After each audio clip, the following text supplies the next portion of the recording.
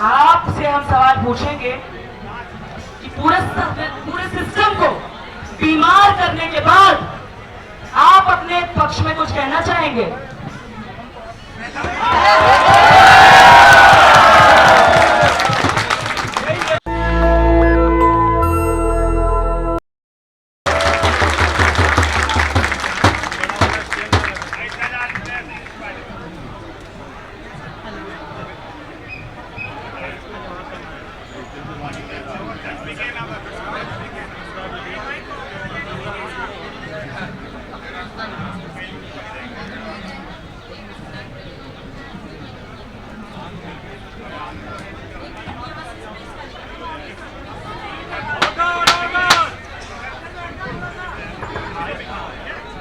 मैं जज साहब से अनुरोध करूंगी कि आज की जनता की अदालत की भूमिका रखकर इस जनता की अदालत की शुरुआत।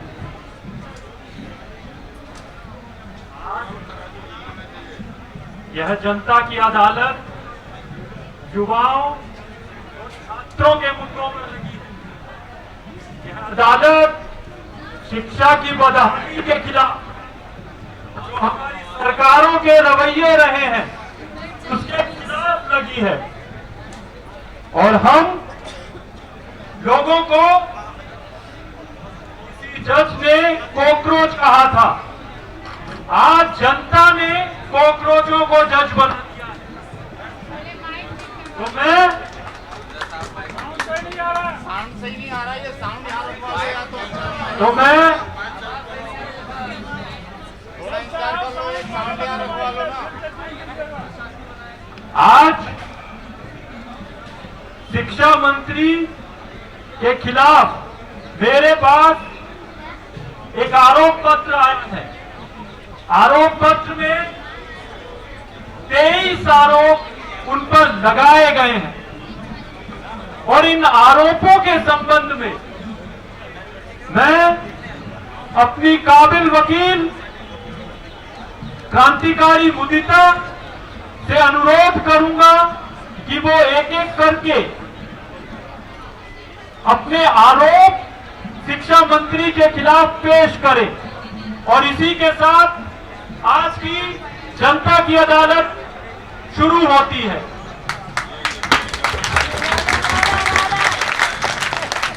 शुक्रिया माय लॉर्ड। दोस्तों, पिछले 23 दिन से यहां जंतर मंतर पर हम तैनात हैं और उसके पहले एक लंबा संघर्ष रहा है इस देश में समान शिक्षा सबसे गरीब, सबसे पिछड़े, सबसे वंचित तक पहुंचाने के लिए। उस लंबे संघर्ष में हमने पुलिस की एफआईआर झेली, दमन झेला, बड़ी विषम परिस्थितियों के बीच में इस देश के बहुसंख्यक छात्रों और युवाओं की आवाज उठाई। तो आज इस जन आंदोलन ने, जनता जनार्दन ने मेरे कंधे पर ये जिम्मेदारी सौंपी है कि मैं इस देश के हर छात्र और युवा की आवाज को आज इस जन अदालत में पेश करूं। उन परिस्थितियों में जहां पर छात्रों की, युवाओं की न्याय पसंद आवाजों को जो महज परीक्षा से लेकर शिक्षा तक जो व्यापक लीक हमारे समाज में फैली हुई है, उसके खिलाफ हक की आवाजों को उठाने के लिए युवाओं के मुद्दों को नारों के जरिए से, गीतों के जरिए से हमने सड़कों पर रखा। अब आज की जन अदालत की शुरुआत करते हुए मैं आरोपी शिक्षा मंत्री धर्मेंद्र प्रधान को, जज साहब, मैं आपसे आरोपी धर्मेंद्र प्रधान को कटघरे में बुलाने की इजाजत चाहूंगी।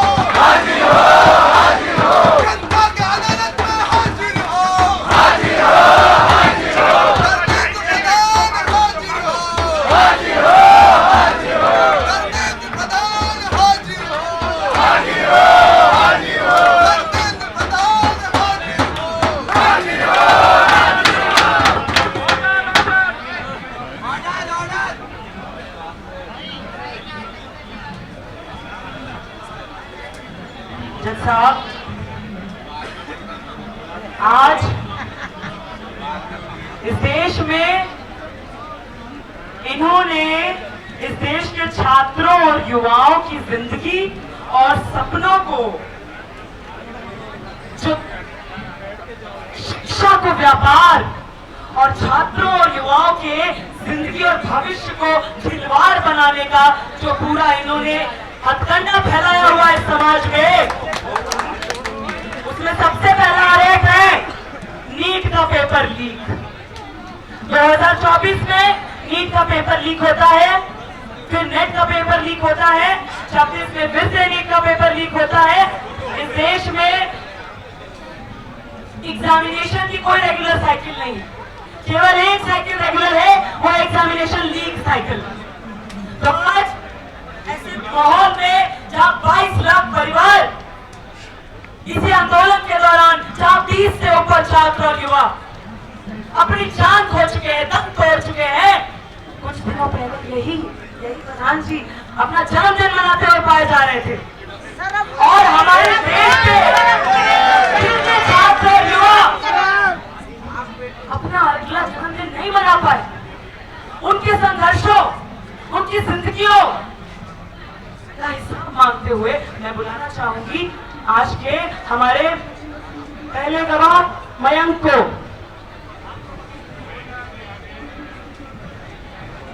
गवाह, नीट पेपर के गवाह मयंक हाजिर हो। मेरा नाम मयंक है।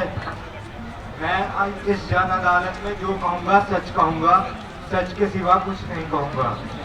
मैं पिछले 2 वर्ष से नीट परीक्षा की तैयारी कर रहा हूँ। मैं बिहार का रहने वाला हूँ।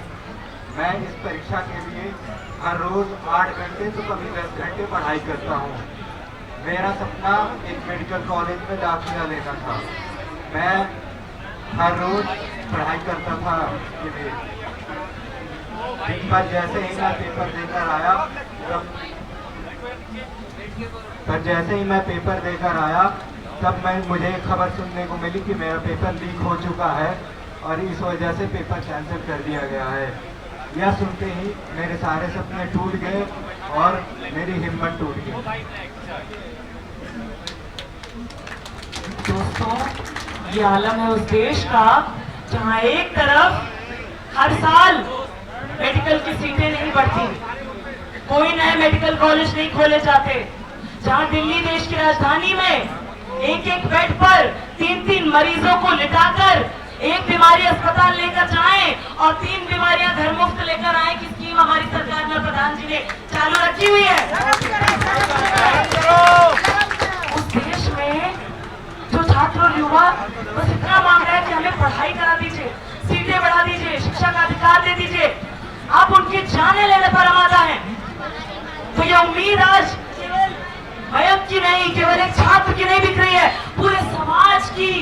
आपने जो उम्मीदें हैं शिक्षा हासिल करने की और साथ साथ इलाज हासिल करने की, उन सारी उम्मीदों को आपने कुछ और मारने का काम किया है।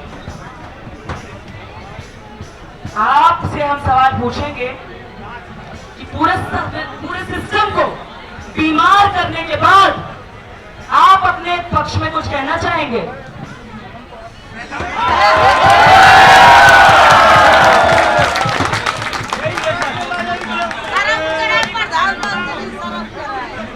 दोस्तों, क्या बोलेंगे? क्या बोलेंगे? मुंह में दही, कान में तेल, सब कुछ जमा कर बैठे और इन्होंने जो हमारे भविष्य का दही जमा दिया है वो तो हर दिन हम देख ही रहे हैं। उसका भी नंबर आएगा, तुम जवाब दो।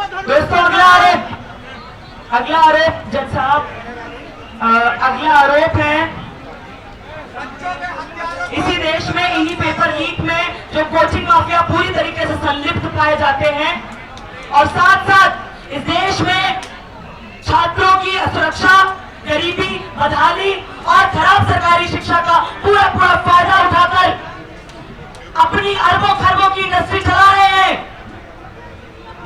उस आरोप को आपने कोचिंग माफिया को जो पूरा आपने बढ़ावा दे रखा है, उसको लेकर आपकी जो मिली भगत है उसको यहाँ पर पर्दाफाश करने के लिए हम अगले गवाह आशीष को बुलाना चाहेंगे। जज साहब आपकी इजाजत है। गवाह नंबर 2 गरीब छात्र आशीष हाजिर हो।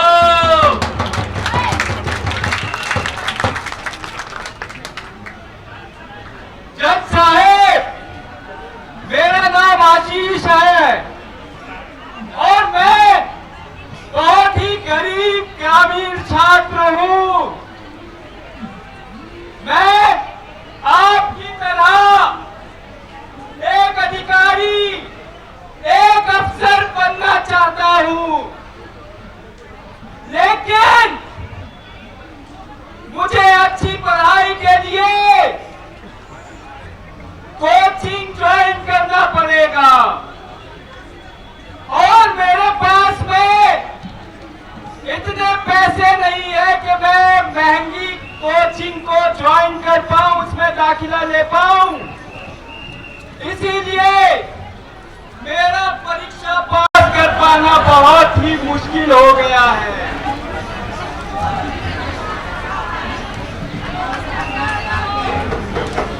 साहब, आपने अभी जिस छात्र की दलील सुनी है, वो छात्र ये सवाल पूछना चाहता है कि जब चाइना जैसा देश कोचिंग सेंटर बैन कर सकता है, तो भारत देश को, भारत की सरकार और शिक्षा व्यवस्था को इतनी शर्म क्यों आ रही है ये सवाल उठाने में, ये बात समझने में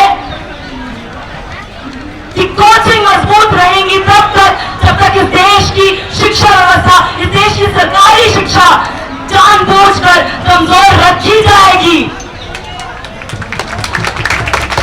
हम यहां से पूछना चाहते हैं जज साहब और आप जो भी जन अदालत के लिए यहां पर मौजूद हुए, इस देश में कितने लोगों के बच्चे कोटा पहुंच पाते हैं कोचिंग लेने? आपको जानकर हैरानी होगी कि एक तरफ इस देश में जो 22 लाख नीट के परिवार हैं, उनकी नीट की परीक्षा की जो तैयारी का बजट है, उतना ही बजट 146 करोड़ जनता का शिक्षा का बजट है। क्यों भाई? अरे आपकी नई शिक्षा नीति को कहती है कि कम से कम 6% हिस्सा खर्च हो, और हम जन आंदोलन में जाने कब से कह रहे हैं कि बजट का कम से कम 10वां हिस्सा शिक्षा पर खर्च हो। क्यों नहीं खर्च हो रहा है? माननीय शिक्षा मंत्री जी, आपसे फिर से सवाल है, आप इस पर कोई जवाब देना चाहेंगे?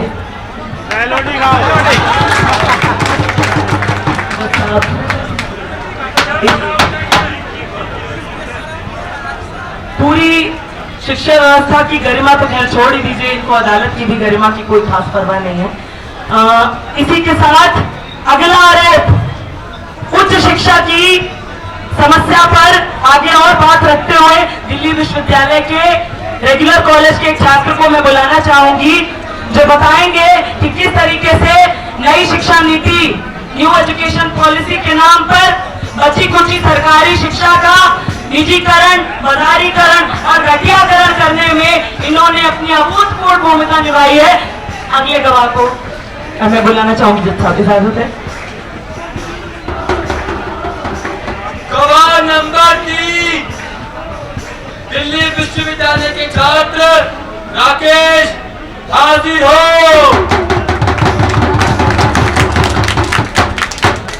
मेरा नाम राकेश है, मैं हरियाणा के रेवाड़ी जिले से बिलोंग करता हूँ।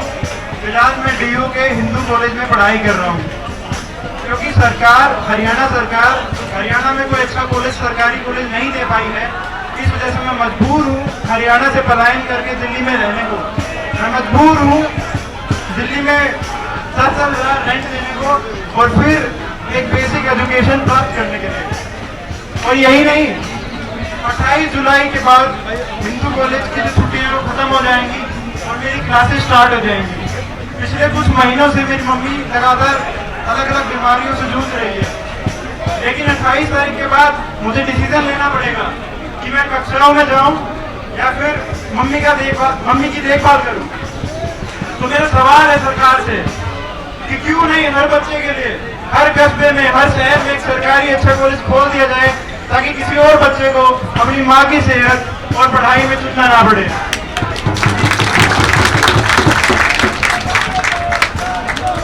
जज साहब, आज ये सवाल उठाना पड़ेगा कि देश भर से जो छात्र और युवा एड़ी रगड़ के कमर तोड़ मेहनत करके किसी तरह कुछ दिन पहले यहाँ पर केवाईएस ने 13वीं निकाली एक मरी हुई शिक्षा व्यवस्था की कि किस तरह इस देश में जो छात्र और युवा हैं उनकी 8वीं के बाद 13वीं होती है शिक्षा से, कभी 10वीं के बाद तो कभी 12वीं के बाद। तो किसी तरह बड़ी मेहनत करके जो छात्र सोचते हैं कि हाँ दिल्ली विश्वविद्यालय तक पहुंच जाए, रेगुलर कॉलेज तक पहुंच जाए, उस दिल्ली विश्वविद्यालय की भी हालत ये है कि दुनिया के टॉप 200 यूनिवर्सिटीज में भी दिल्ली विश्वविद्यालय का नाम नहीं आ पा रहा है।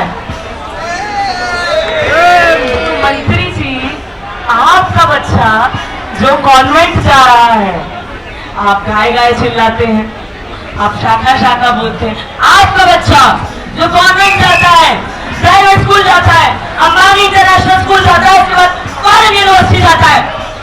जज साहब, हमारा इनसे सवाल है कि क्यों आप इस देश में समान शिक्षा नहीं लागू कर सकते कि आपका बच्चा और गरीब का बच्चा, गरीब का बच्चा सब समान शिक्षा व्यवस्था वाले सरकारी स्कूल कॉलेज में केजी से लेकर पीजी तक जाए? जवाब दीजिए।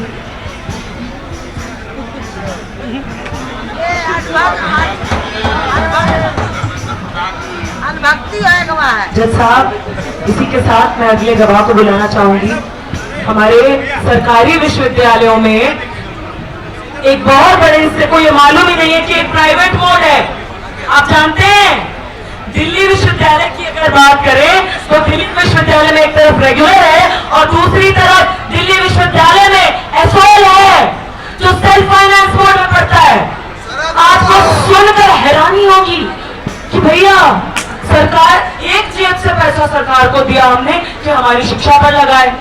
सरकारी स्कूल गए हम 12वीं तक, खराब शिक्षा व्यवस्था की बलि चढ़ते रहे और उसके बाद आपने हमें ओपन में ढकेल दिया। एक नया कॉलेज नहीं खोला दिल्ली विश्वविद्यालय में पिछले 20-30 साल में, और हर साल आप उठाकर देखिए डेटा तो सबसे वंचित तबकों से आने वाले छात्र, पिछड़े, दलित, लड़कियां इस देश में जो सबसे वंचित हैं, जो सबसे मार्जिनलाइज्ड हैं, उनका इनरोलमेंट हमें सबसे ज्यादा ओपन में, एसओएल में, इग्नू में बढ़ता हुआ दिखाई पड़ रहा है।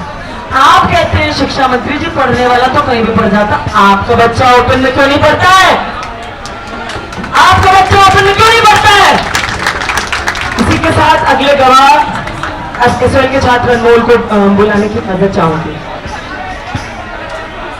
गवाह नंबर 4 एसओएल के छात्र अनमोल हाजिर हो। मेरा नाम दिल्ली विश्वविद्यालय के एसओएल का छात्र, मुझसे फीस और रेगुलर कॉलेज के बराबर ली जाती है, लेकिन सुविधाएं बिल्कुल भी नहीं दी जाती। साल भर में केवल 15-20 क्लासेस मिलती हैं, लाइब्रेरी बंद रहती है, कैंटीन बंद रहती है, बस पास हमें नहीं दिया जाता है। हमें बस कॉलेज में हमारे कॉलेज में बैठना हमें अलाउ नहीं है। इस संस्थान में 5 लाख से भी अधिक छात्र हैं जिनके लिए 50,000 से भी कम किताबें हैं। हमें किसी के नियम के अनुसार हमें 15 दिन में किताबें मिल जानी चाहिए, लेकिन हमें परीक्षा के 15 दिन तक भी किताबें नहीं दी जाती हैं। जब किताबें मिलती हैं तो इतनी घटिया होती हैं कि रेट बोलो यार, इनमें तथ्य और जानकारी भी गलत होती है। मुझे एसओएल से मिली ऐसी किताब में, लेकिन किताब में लिखा गया विवेकानंद अनैतिक आदमी, और इसी के साथ एक किताब में लिखा गया कि देश 1945 में आजाद हुआ, और मुझे मिली एक किताब में और भी ऐसी बड़ी त्रुटियां पाई गई जिसमें लिखा गया कि देश का संविधान 1952 में लागू हुआ। जज साहब, मैं इस अदालत से पूछना चाहता हूँ, इस अंधकार में शिक्षा व्यवस्था में मेरा भविष्य का क्या होगा?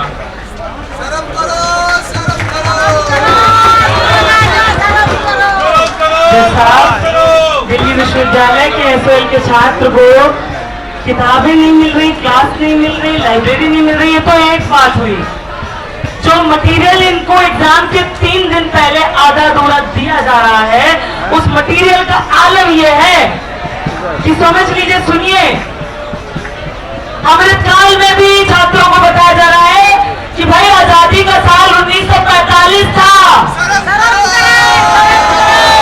मतलब आप कह रहे हैं कि हमारा गरीब का बच्चा अगर किताब खोल के भी पी ले, ठीक है, तो भी आप उसको इतना कूड़ा भर कर दे देंगे किताब में कि मेहनत करके भी वो किसी तरीके से बेहतर जिंदगी और रोजगार हासिल ना कर सके।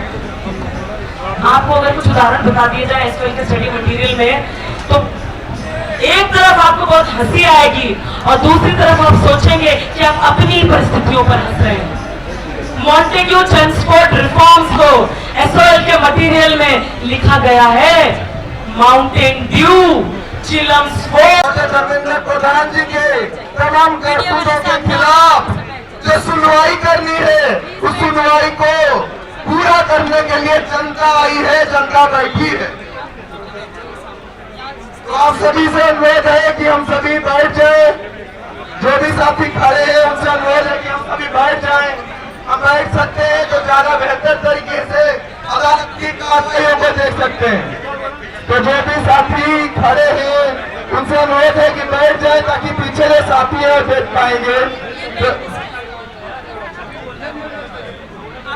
तो साथियों जो मंच के बाहर जा रहे थे उनसे भी अनुरोध है कि आप एक बार बैठ जाइए, आप लोग एक बार बैठ जाइए। जो भी साथी है एक बार बैठ जाइए, जनता की अदालत लगने वाली है, आप सभी बैठ जाइए।